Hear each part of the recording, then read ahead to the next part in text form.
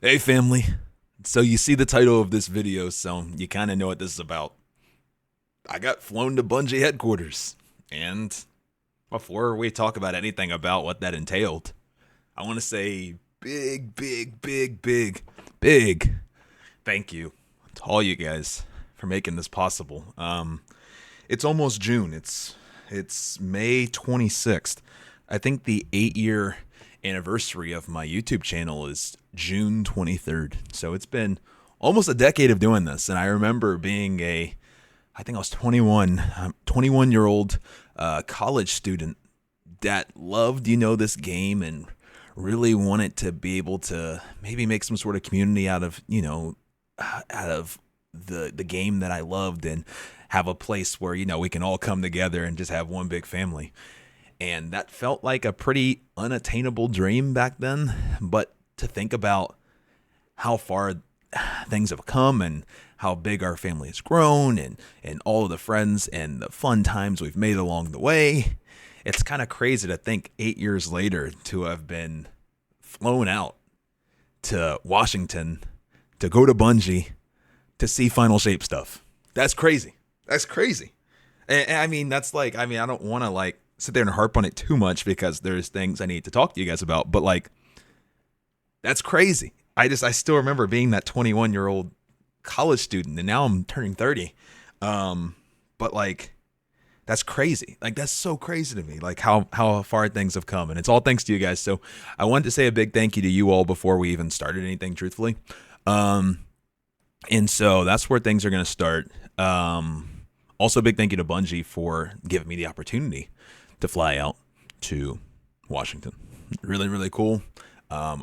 Opportunity, that I never thought we would ever see. I mean, I just feel like there's so many amazing people. So to be a part of it, of an opportunity to be able to go with some other creators, was really cool. So a big thank you to Bungie too. So let's talk. First thing, I want to say that everything I did get a chance to see is subject to change because obviously it was early. So the thing is, there could be things that are slightly different that aren't exactly the way they were when I experienced it. So that's another big thing to note as well. Another thing to note, some of the things I may talk about may be slightly spoilers. So if you don't want to see spoilers, feel free to click away. Some of the stuff has already been released. I mean, some of the things I saw when I originally saw them hadn't been released, but they've been being released via articles or Vidocs or whatever the case may be since I left. I was there a little over a week ago. So with that being said, I want to talk about a few things that I saw. I'll go down kind of a list of things that I at least want to slightly gloss over, and we can just go from there. I'm going to keep things pretty casual and chill here because I feel like there's so many amazing creators that are going to be covering the nitty gritties of every single little thing, whether it's Prismatic and exotics and all these other things. So I know for me, besides maybe in a short form way, I know you guys don't usually come to me for the news. So we're going to talk about it just more in this case of an experience and how my experience was. So it was really cool. So we flew out there. We got to play a lot of different aspects of the Final Shape early, which was cool. And I'll break it down into probably 6 bullet points that we'll talk about here today. And if there's any questions following that, I'm sure they'll be answered in coming videos and Vidocs and trailers and whatever else Bungie's got cooking. Because clearly they've been cooking because double Vidoc, articles, and and God knows what else is coming. So with that being said, let's talk a little bit about Prismatic. I want to talk about the new activity Overthrow that's on the Pale Heart. We'll talk about exotic weapons. We'll talk about exotic armor. We'll talk about the exotic class items. And then we'll talk about an interview that I got to do too. I think that'll be really cool to touch on as well. We're not going to go into all the details, but I do want to talk about at least a little bit of it. So let's get into it. You may also be wondering if we're going to touch on the story, and I'm going to keep story pretty much out of this video, but I did enjoy the story that I got to play. I got to play some of the first mission. I got to see some other stuff as well, and all I will say is that what I played I had fun with, and where I left off has me very excited to see how things end. But yeah, I'm going to leave it at that. I did have fun though. I had fun with what I saw. So starting off, Prismatic is insane. On Titan, I felt so strong. Between having the nade, the suspend, tangles, diamond lances all over the ground, everywhere, It's super strong. And I feel like I was really only scratching the surface. Like, I can't imagine what's going to happen when actual good players at the game, unlike myself, get their hands on it. Next was Overthrow. The new activity is super, super cool. I only tried this once, and I'd assume there's a lot more to it than what I currently got to try, but I did have a lot of fun with it. It felt really fresh, and I think a lot of that also had to do with the fact that I was facing new enemies, we had new prismatic toys, the objectives were fun, and the final boss was really cool, and there was a lot of cool twists to it, and it felt really scary, honestly, too, just from the vibe of the Pale Heart. It was still early, but I did have fun on my first one. It's on the Pale Heart destination itself, as I mentioned, so you can queue into this with a fire team so that you actually have people to play with if you're a solo player. Next, let's talk about exotic weapons. Starting off with the Trace Rifle, the Paracausal Imbuement perk causes final blows with the weapon to grant you super energy. And also you get a bonus to damage after you pop your super, which gives a cool synergy between the two.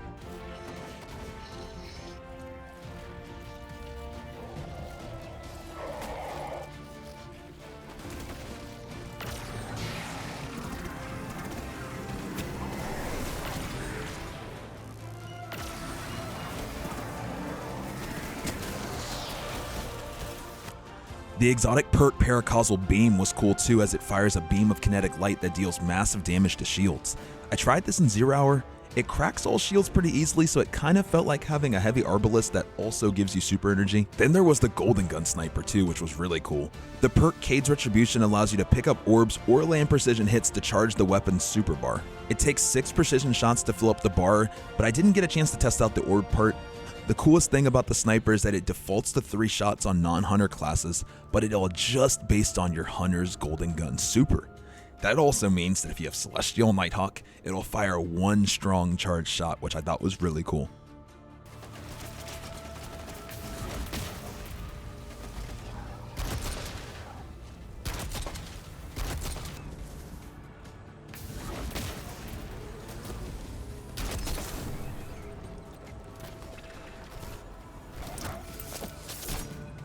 Kvostov is super fun. They explained that pretty thoroughly in the Vidog, but I do really like the ricochet rounds, and I really love that it makes the pew sound. Like it makes a pew.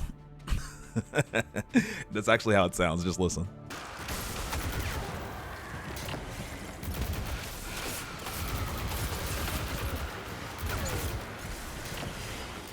The next exotic I want to talk about is Ret Death. Now, this weapon is a fan favorite from Destiny 1. I know a lot of you guys are excited for it to come back. The biggest takeaway that I had from Ret Death and playing with it was, holy cow, you're unkillable with this thing. That thing's healing is super, super strong. Like, I mean, I was having a lot of fun with Ret Death, and I wasn't dying very often.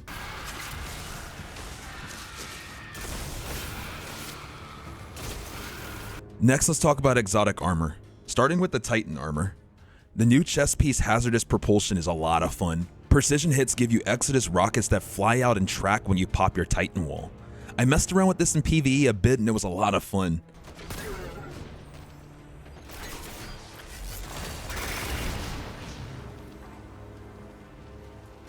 Dado also killed me with this in PvP, which was a funny little moment that we had. The Titan arm's Wishful Ignorance were kinda neat as well. This gives you an extra strand melee charge. Nothing too crazy here, but not gonna lie, it was pretty cool to look at the bottom of my screen and see 4 melee charges.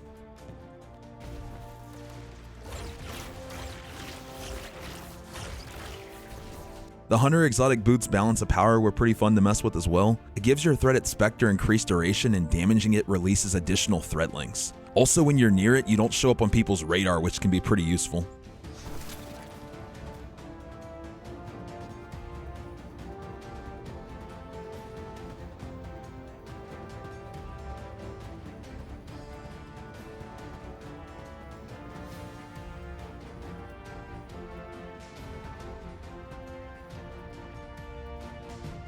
The Hunter exotic chest piece Gifted Conviction you all got to see in the trailer. It's cool and the explosives are fun to trigger. Also, jolting nearby targets grants damage resist, which wasn't something that was revealed that will add some extra utility to this armor piece.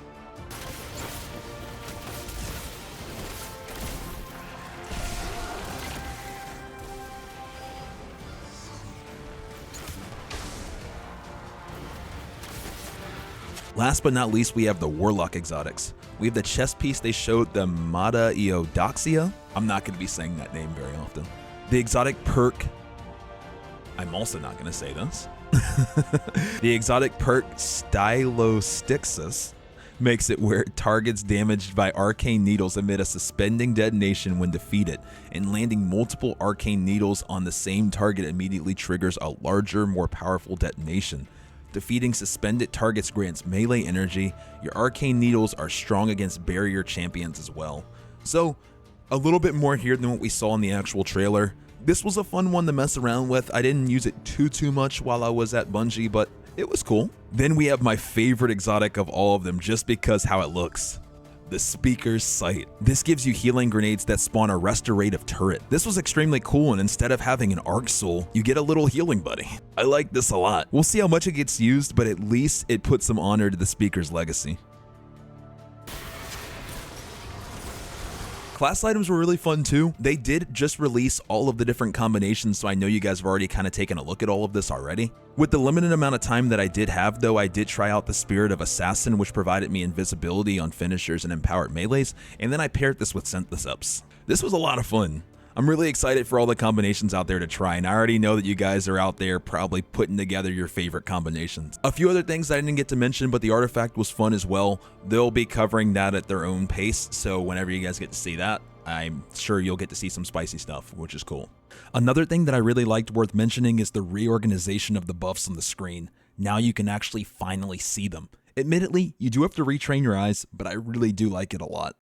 I got to interview two amazing people at Bungie as well, which was also pretty cool, and I'll get to share some of it, not all of it, but I'll share some of the things that I did get to talk about. So without going too deep in it, one of the questions and concerns that I had, especially being the exotic guy that you guys know me for, the one that just wants to collect every exotic, one thing that I am super full transparency nervous about is the fact that all the exotic armor discovery, so all of these things that we just went over, are going to be discovered in the table from Raoul with the new change. So exotics are going to be discovered from Raoul.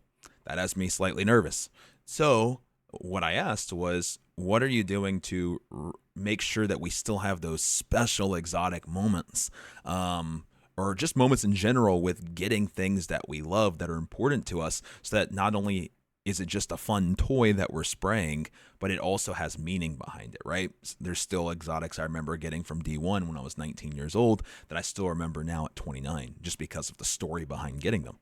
And so they said they spent a lot of time making sure that the exotic weapons felt meaningful to obtain, as well as recreating a lot of those moments with the exotic class item, getting the perfect combination that you want, drew a lot of those same feelings as the feelings that I was describing with exotic weapons. So that was what Bennett told me. So I'm excited to see the process of getting the different exotic class item combinations, seeing what that process actually is, and hoping that, you know, we feel those same feelings that we did in the Forsaken days and the Destiny 1 days. So that was the answer to that question. Another question that I had, and this was another one that was really important, was fully transparent, that I wasn't a big fan of how the throne world existed after the initial campaign launch, So it felt like after the campaign was over, after the raid was over, there wasn't really any reason to be in the throne world anymore. And I was so excited for the throne world. It was Savathun's area, and I was hoping it was going to evolve over the course of the expansion, kind of like within Last Wish. We had our campaign, then we had our raid, and then once the raid was beaten, then it opened up additional layers to the Dreaming City, the Curse, which led to another mission that happened after the raid was beat, and then there was a random portal that spawned. Shattered Throne ended up coming out of that portal, and there was just so much, right? The Dreaming City evolved. It had life. There was reason to be there throughout the year. The Ascendant challenges. There's so many different things that caused you to be there all the time. I didn't feel that with the Throne World.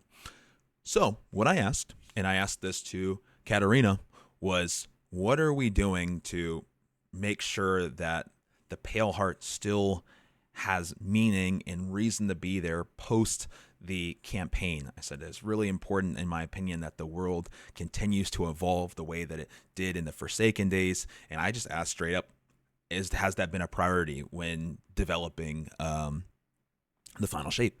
And what she said is that it is a priority. It is something that they want to achieve. Having that reason to continue to be in the Pale Heart, they've put so much love into it. And one of the things they did so that she didn't reveal full in detail what this fully meant, but it is exciting at least. She said one of the things that they're doing so that they can actually create some of those evolving world moments and some of those things that I'm scratching on is they handled this destination in a different way.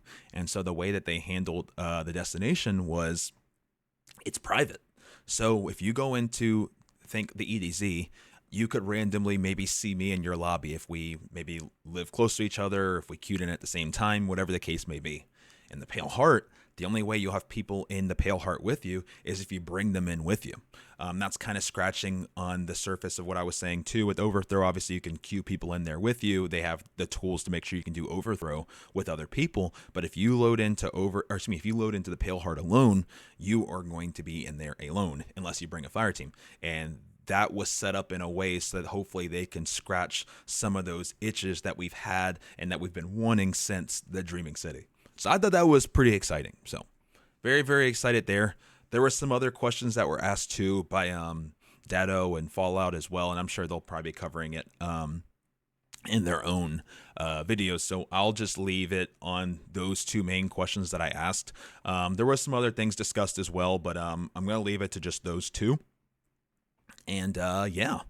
Overall, the experience was super fun, guys. I mean, it was a dream come true. You know, flew out there, got to meet so many amazing folks at Bungie, got to hang out with a bunch of great creators.